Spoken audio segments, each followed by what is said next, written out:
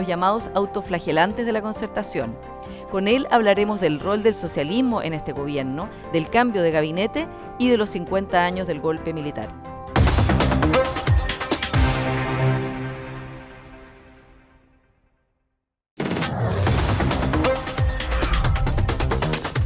Carlos Aminami, bienvenido a Influyentes.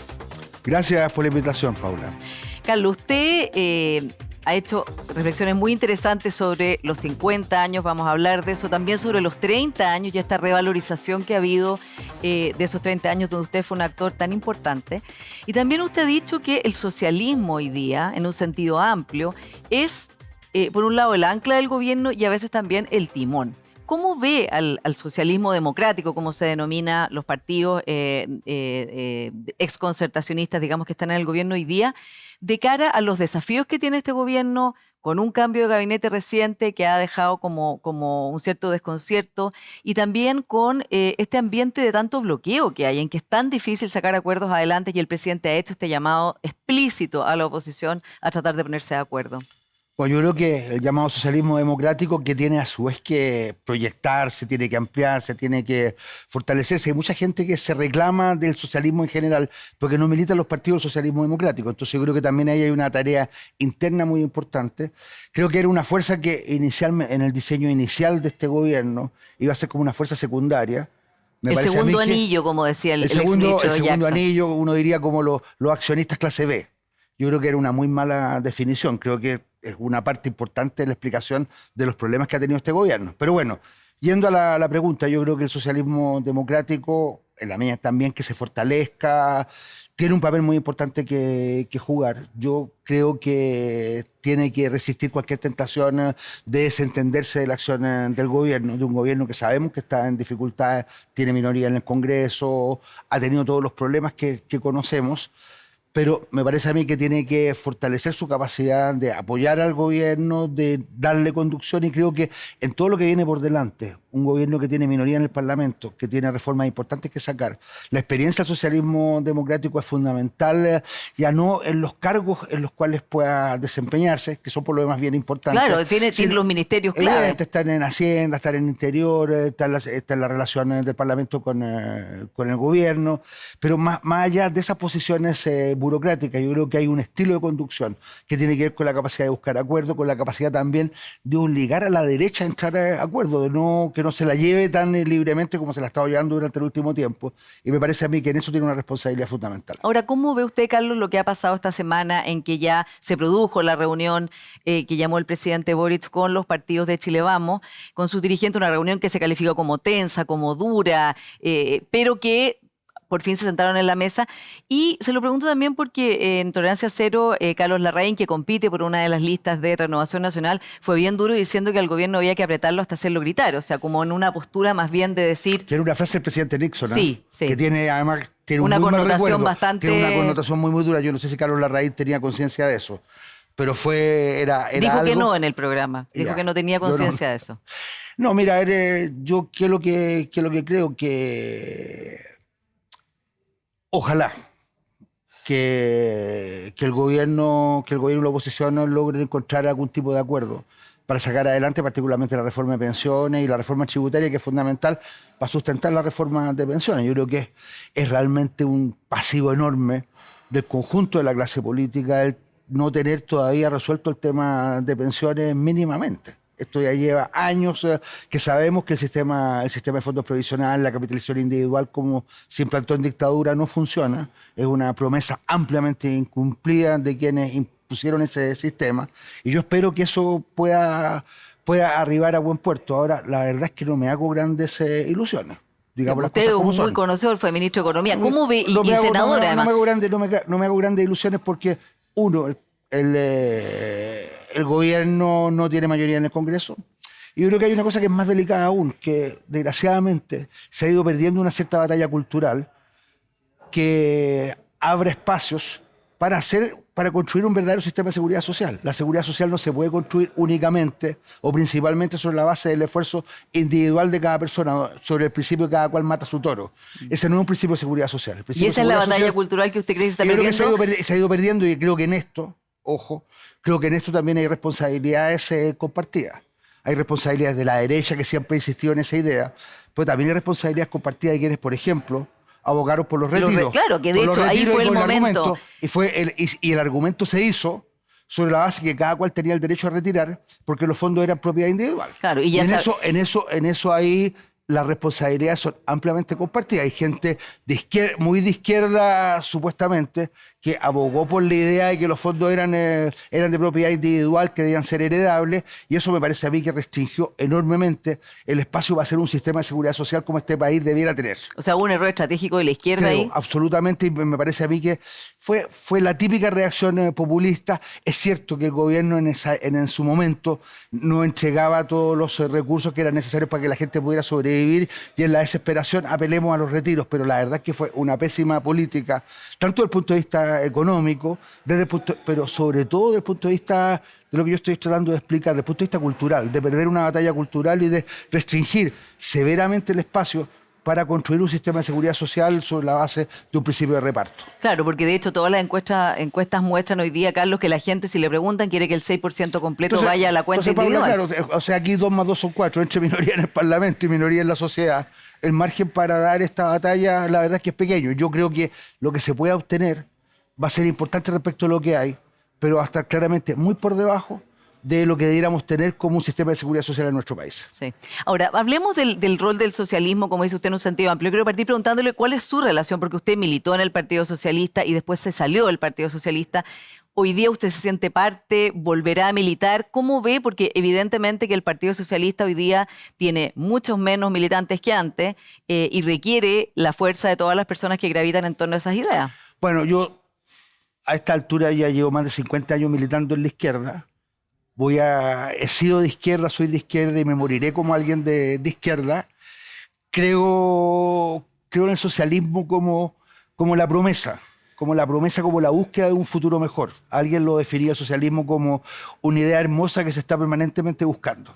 Nos ha costado mucho encontrarla, hay que decirlo. También no me reconozco en ninguna de las experiencias concretas que hoy día existen de socialismo, pero sigo pensando que puede haber algo mejor que la racionalidad puramente capitalista e individualista. Yo me fui al Partido Socialista en unas condiciones muy especiales el año 2009, en el momento en que yo creo que el Partido Socialista tomó una decisión muy equivocada, que fue simplemente apoyar a rajatabla la candidatura de Eduardo Frei, que era una candidatura claramente perdedora, que no tenía que ver además con los principios básicos del Partido Socialista. Pero me siento muy parte del movimiento socialista, de la familia socialista en un sentido amplio. Le he dicho también que no quiero morirme de independiente, y yo espero que no en los próximos años, sino que en los próximos meses se inicie una discusión en serio para ver cómo se construye una fuerza socialista más gravitante, y esa fuerza necesariamente tiene que resultar de la confluencia entre los partidos del socialismo democrático, también con la nueva izquierda. Yo creo que el socialismo democrático y la izquierda histórica tiene que entender que ha tenido también debilidades, que es vulnerable, que es pequeña, que no tiene la fuerza suficiente. Y las nuevas izquierdas tienen que entender que el intento, esto que en España llamaron el sorpaso en italiano, una especie como de zarpazo, la idea de sustituir, aquí llega la izquierda nueva, dejamos... Claro, que iban a sacar a la concertación. Saquemos a la concertación, saquemos el socialismo democrático, todo eso, en España no funcionó. Ahí está Pedro Sánchez y ahí está Pablo Iglesias. Eso no funcionó. La verdad es que el único país donde esto funcionó fue en Grecia, con pésimos resultados. Entonces yo creo que deberíamos sacar las conclusiones y entender la constitución de una gran fuerza socialista, que es una tarea por lo demás pendiente en la sociedad chilena. Estuvimos cerca a finales de los 80 y la verdad es que después ahí se produjeron varias tragedias, la división entre el PPD y el PS, que no permitieron tener la fuerza que debiéramos haber construido en ese momento. Pero yo espero que podamos tener esta posibilidad de hacer confluir izquierda histórica con nueva izquierda, porque creo que de ahí puede salir algo interesante para el país. Vamos a hablar de la diferencia entre la nueva izquierda y el socialismo democrático y el socialismo, digamos, histórico en Chile, porque es muy importante, justamente como dice usted, la promesa del Frente Amplio era, por un lado, una crítica muy dura, ¿no?, contra los 30 años. Implacable. Y en particular con los 20 años concertacionistas. Y a la vez también esta idea de que iban a hacer las cosas de otra manera, que tenían otro estándar moral, otro estándar, una superioridad moral, como en un minuto dijo el exministro Giorgio Jackson. Eso por una parte, y por otro lado también lo que se ve hoy día, y lo reconoció el mismo presidente Boric, es que las dos coaliciones no han cuajado, no cuajan, son dos estilos, son dos maneras, y ya no es solo un problema generacional, sino que ha costado, digamos, que esto pegue. ¿Cómo entonces se puede confluir a algo común cuando, por un lado, hay un grupo que se fundó, se creó, criticando al otro lapidariamente, y por otro lado, hay cosas en que no hay confluencia en el gobierno hoy día? Mira, bueno, yo creo que se anunció solamente ayer un cambio de gabinete. El presidente tiene que tener, bueno, toda la información respecto de por qué tomó esas decisiones, hizo los cambios que hizo. Ahora yo creo que el cambio más fundamental debería ser el cambio de decir algo que por lo demás es de sentido común. No se puede gobernar con dos coaliciones. Yo lo he dicho en otras ocasiones y la verdad es que sigo pensando que es así. Es casi como jugar fútbol con dos pelotas. Pero Uno va por un lado y ¿cómo se otro va por el pegan? otro. Si no... Ahora yo creo que a esta altura, llevamos 1 año y medio de gobierno, habría que asumir que este mundo, el socialismo democrático, que iba a ser un socio subalterno, hoy día está en Hacienda, está en Interior, está en la relación con el Parlamento, está en las relaciones exteriores, y por tanto entonces me parece a mí que un acto mínimo de lucidez, de inteligencia política, de ir a consistir en decir, mira, que construyamos una sólida coalición, sinceremos las cosas, veamos qué es lo que podamos hacer. Tenemos 2 años y medio todavía de gobierno por delante. Son condiciones difíciles porque las segundas mitades de los gobiernos tienden a ser mucho menos productivas que las primeras mitades. Empieza rápidamente a sobrevenir el síndrome del pato cojo. Yo espero que eso no ocurra y que pudiéramos tener un momento de sinceramiento, tratar de unificar las dos coaliciones y ver exactamente qué es lo que se puede hacer. Yo creo que una cosa importante es lo que se puede avanzar en materia de reforma, pero quizás, contrariamente a lo que muchos piensan, creo que la batalla principal hoy día que pudiéramos dar unificadamente, e incluso con parte de la derecha, es la batalla para enfrentar las enmiendas del Partido Republicano en el Consejo Constitucional. A mí me parece que esa es la principal batalla que está planteada hoy día. Hacer un esfuerzo serio por generar un bloque que impida la aprobación de las reformas, todas aquellas que conspiran en contra del Estado Social Democrático de Derecho, que conspiran en contra de los derechos de las mujeres, que conspiran contra la posibilidad de continuar cambiando la Constitución por la vía de aumentar los quórums. Creo que esa es la línea básica. Tratar de derrotar a Katz es contraintuitivo. Tratar de derrotar a los republicanos en el Consejo Consultivo, en el Consejo Constitucional. Y si eso no se logra porque la derecha finalmente termina de vagón de cola de los republicanos, vámonos derechamente al rechazo y a generar fuerza para que finalmente la Constitución, que sería la Constitución de Katz, sea en esas condiciones derrotada. Y después reformar la Constitución en el Congreso, digamos. Evidente, no. Yo creo que no hay espacio para un tercer otro tiempo. proceso, digamos, que, como decía el senador Buentumilla, que se reforme la Constitución con un quórum que ahora es más bajo dentro del Congreso actual. Pero yo creo que lo importante hoy día es evitar la regresión. Eso me parece a mí que es el terreno donde además creo que las fuerzas de izquierda, las fuerzas de centro, debiéramos poder reencontrarnos. Yo veo que los amarillos, los demócratas que estuvieron con algunas razones bastante fundadas, en el otro lado podrían reconocer nuevamente que son finalmente parte de este mundo, de este conjunto de ideas, y yo espero también que una parte de la derecha diga, mire, la verdad es que no podemos, por ejemplo, en materia de derechos humanos, que retrocedamos respecto a lo que se hizo en el plebiscito del 89 en materia de reconocimiento de la importancia de los tratados internacionales. Me parece a mí que es una regresión que es totalmente insostenible, y si eso no es posible de corregirlo en el Consejo Constitucional, bueno, derechamente vamos al plebiscito y que sea la gente la que resuelva. Sí.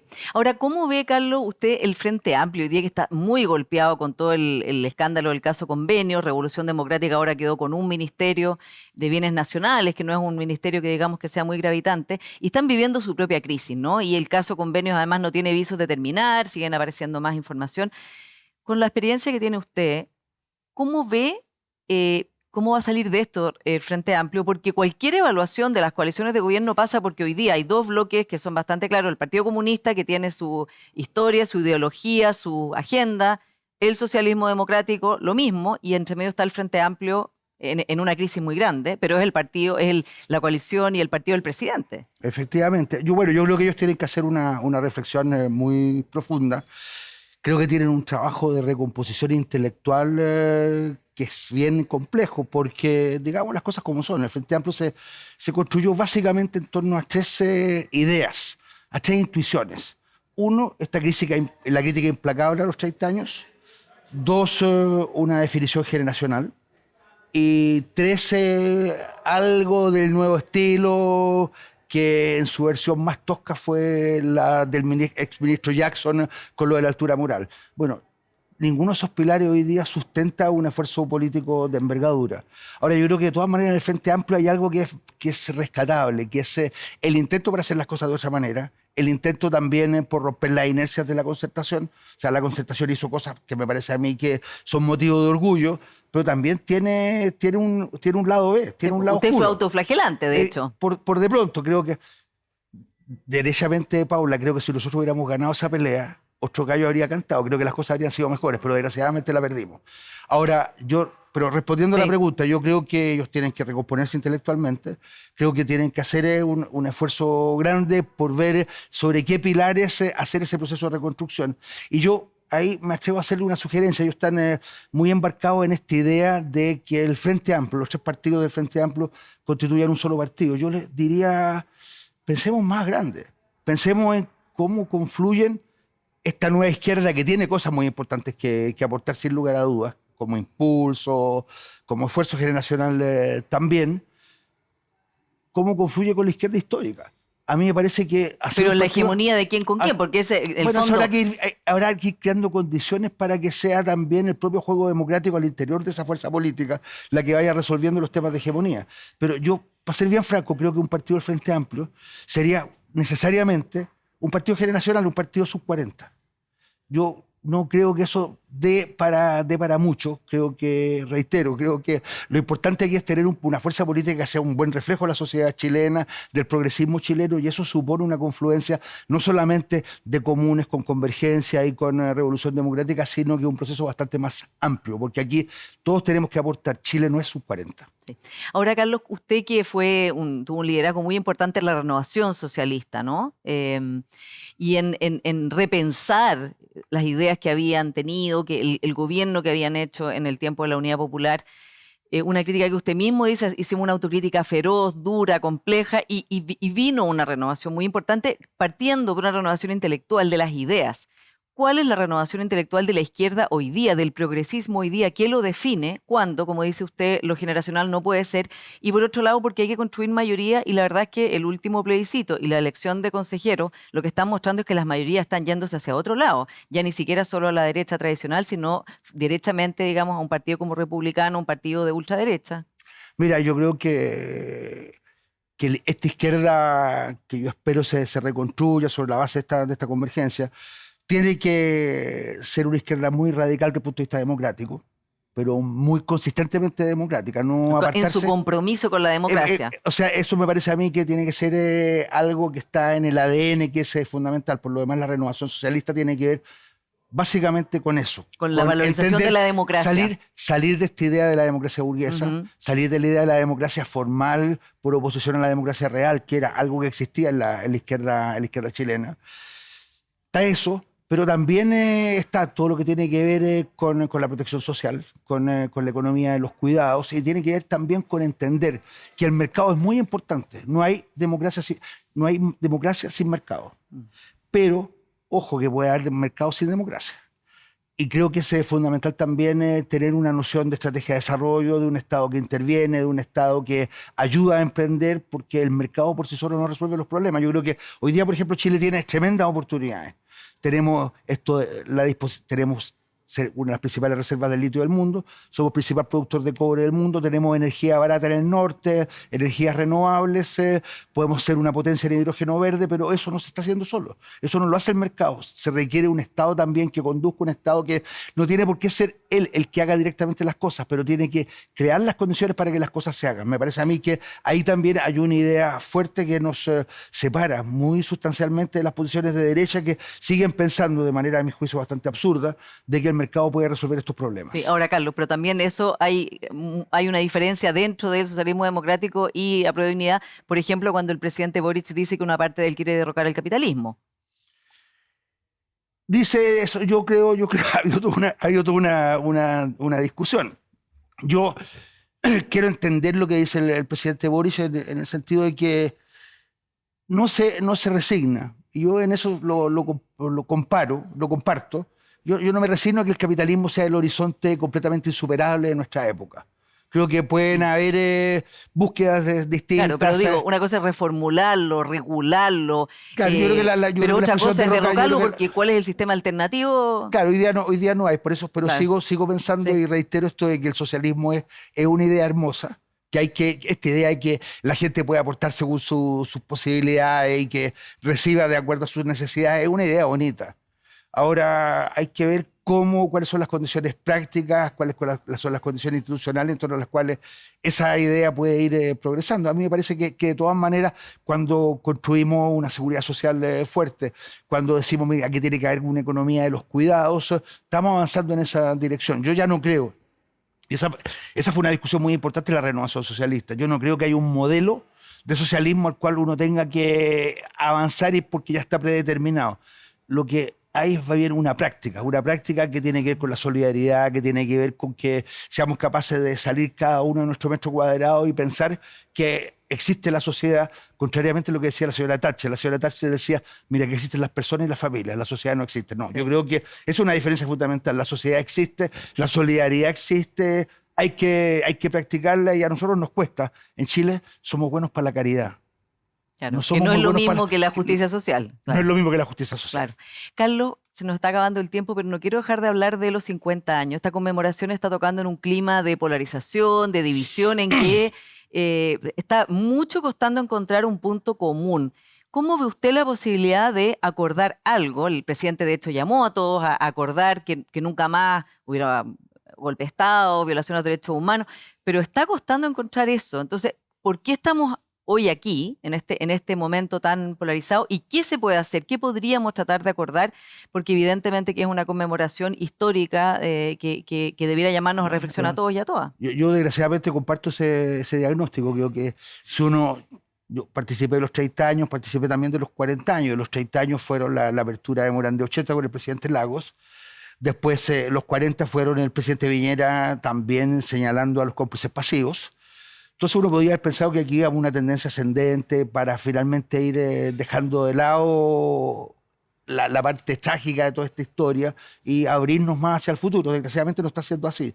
Yo creo ya, y en esto no hay recetas, pero a mí me parece que lo que falta es lo siguiente. En la izquierda muchos hemos dicho que si fuéramos puestos en las mismas condiciones que estuvimos el 70, no actuaríamos de la misma manera. Tenemos una visión profundamente autocrítica de nuestra propia actuación. En el gobierno de la Unidad Popular. Exactamente, yo creo que bueno, se hicieron las cosas mal desde el punto de vista económico, no se entendieron las condiciones internacionales en que esto transcurría y teníamos un problema con la democracia, eso hay que decirlo. O sea, la izquierda tenía un problema con la democracia, no tenía, cuando hablaba de democracia burguesa, cuando hablaba Una de... desvalorización. Exactamente, era como una visión instrumental de la democracia. Después de 17 años de dictadura, entendimos a sangre y fuego de que las conquistas democráticas son conquistas universales y que tienen que mantenerse sí o sí, que no tienen este signo de clase como en su momento se decía. Entonces, yo creo ya que nosotros hemos hecho nuestra contribución, una parte muy importante de la izquierda renovada que ha hecho esta contribución.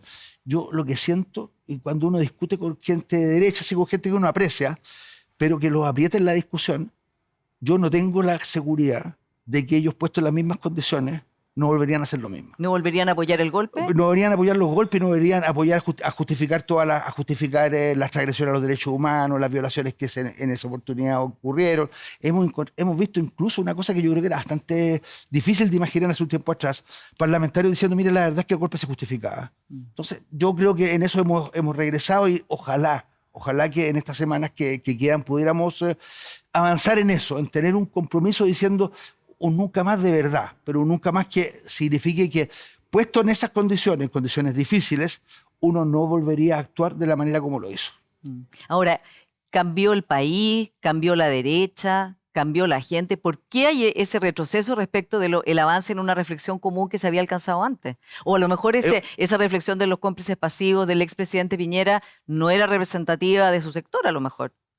Yo creo que había una regresión, hay una regresión en el mundo, hay una regresión, hay un avance de las fuerzas autoritarias, es lo que uno ve en Europa, lo que ve también, lo que ha visto también aquí en algunos países de América Latina, se vivió en Brasil con Bolsonaro. Afortunadamente eso está como mejorando, está en ascenso hoy día con Milei en Argentina, tenemos Bukele en Centroamérica. Entonces creo que hay un proceso global de regresión, pero creo que esto tiene que ver finalmente con una cierta frustración con la democracia.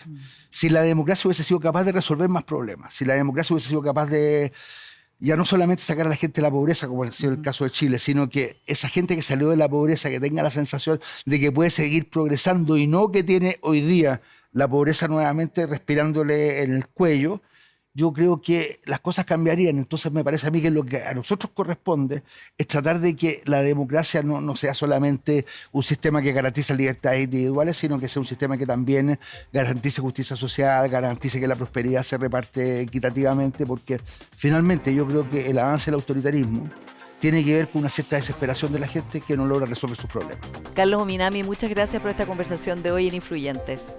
Y a ustedes, como siempre, muchas gracias por su sintonía y nos vemos el próximo domingo.